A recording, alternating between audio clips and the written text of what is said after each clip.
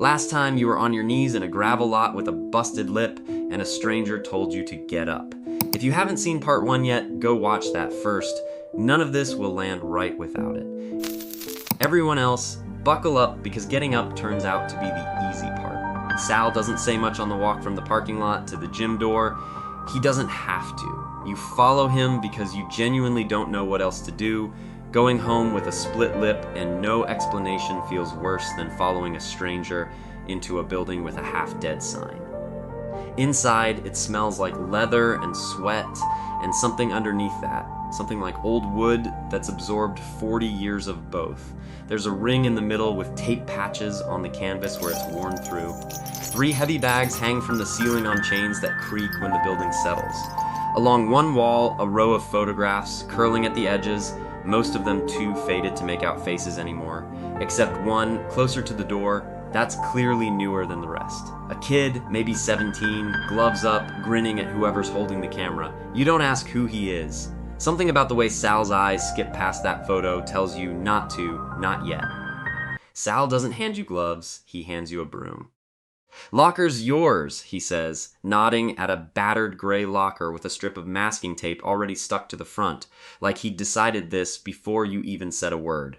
He writes your name on it in Sharpie, badly, like he's done this 100 times and stopped caring about penmanship around time 30. Sweep up when you're done standing there. You don't ask when you're supposed to train. He doesn't offer.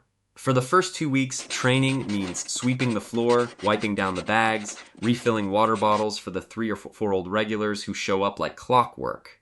Guys pushing 60 who move around the ring like it still owes them something. Nobody explains anything to you. Nobody asks about the bruise fading on your jaw, either, which is somehow the most comfortable thing that's happened to you in years. What surprises you, what actually catches you off guard, is that you start looking forward to it, to the smell of the place, to the particular silence Sal carries around, which doesn't feel like the silence at home. This one doesn't feel empty. It just feels like waiting. He catches you one evening after closing, when you think you're alone, throwing slow, clumsy punches at your own reflection in the cracked mirror by the lockers, because you've watched the regulars do it enough times that your hands just start moving on their own. You don't hear him come back in. When you turn around, he's just standing there, arms crossed, no expression you can read. You brace for him to laugh. He doesn't. "Tomorrow," he says instead. 4 o'clock. Wear something you can move in. And that's it. That's the whole conversation. He walks off toward the back office, like he didn't just rearrange the entire shape of your life in 11 words. Turns out you can't do more than 6 real push-ups in a row. Turns out your first week of actual training is mostly Sal watching you gas out after 90 seconds on the heavy bag and saying nothing except again. No pep talks, no speeches about believing in yourself. Just again, over and over, in a voice that makes it very clear quitting isn't currently on the list of available options. You go home every one of those nights more exhausted than you've ever been from a video game, which is its own strange, unfamiliar feeling, a tired that feels like it belongs to you, instead of a tired that just happens to you. Weeks turn into months. Nobody hands you a mirror moment where you suddenly look different. It's slower than that, and you almost don't notice it happening at all. Your shirts fit different one day. You take the stairs at school without your lungs screaming about it. There's a Tuesday, somewhere in month 3, when you finally land a real combination on the heavy bag. The exact 3-punch sequence Sal's been drilling into you for weeks. All of it landing clean, the bag swinging hard enough to rattle its chain. Sal doesn't cheer, doesn't even look up from the clipboard he's writing on. He just says, without turning around, there it is. 2 words. You replay them for days. At home, you get quietly better at lying. Study group. Staying after for a project. Your mom's stretched thin enough between 2 jobs that she doesn't have the bandwidth to dig. Not yet. She just nods, tired, glad you've got somewhere to be that isn't trouble, as far as she knows.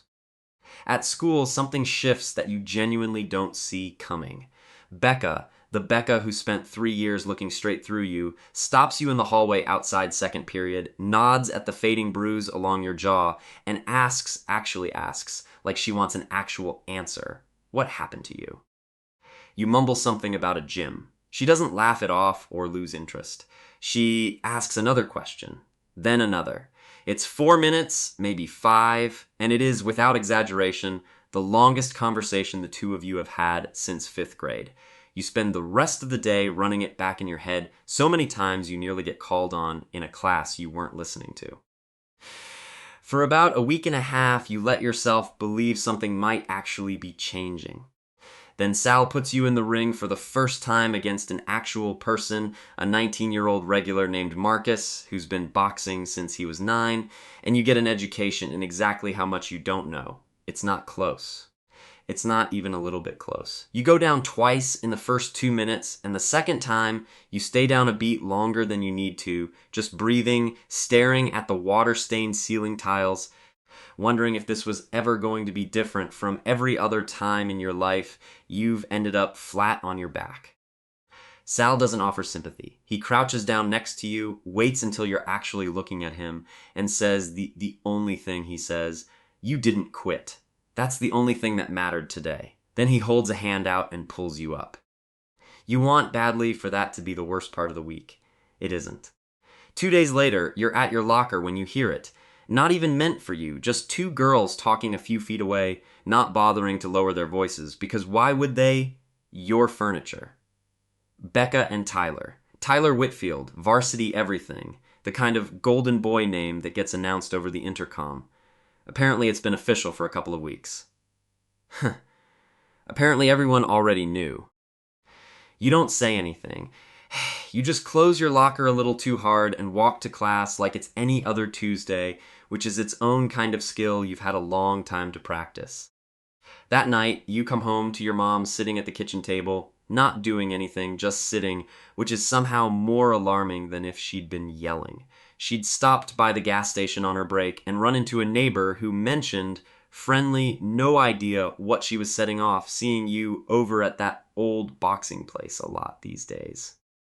The fight that follows isn't really about a gym, and you both know that, even in the middle of it.